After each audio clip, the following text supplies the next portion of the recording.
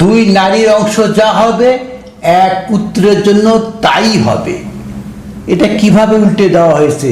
তারা আল কোরআনকে বিশ্বাস করে না, বরং হবে কি, মা ইউতলা আলাইকুম ফিল কিতাব, আল্লাহ যা কিতাবে লিখে দিয়েছেন সেটা, যে লা তুতুহুন্না মা কুতিবা লাহুন, আল্লাহ যা লিখে দিয়েছেন তা আপনারা দেন না, আমরা দেই না। দুইজন কন্যা এবং একজন পুত্র, সবার অংশ মিসলু, অনুরূপ, সমান হবে। কি সেটা? দুই কন্যা ওয়ান থার্ড এবং এক পুত্র ওয়ান থার্ড, 2/3 দুই কন্যার এবং 1/3 এক পুত্রে, সবার জন্য সমান। এটাকে একদম স্ট্যান্ডার্ড লাইন, মানে এটা মাঝখানে রেখা বলা হয়েছে।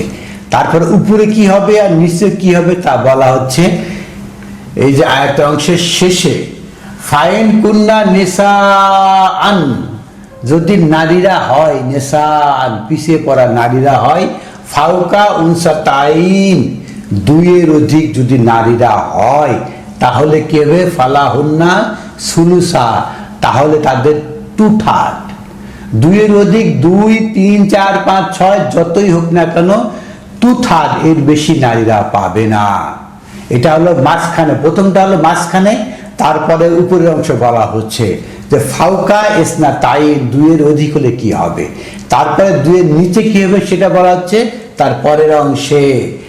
ফাইন কানাত ওয়াহিদাতান, যদি এই যে 1, 2-এর নিচে মানে কি 1 যদি হয়, তাহলে ফালাহা নিসফুন, তাহলে অর্ধেক, মানে একজন ভাই একজন বোন, তাহলে অর্ধেক সমান সমান ভাগ হবে।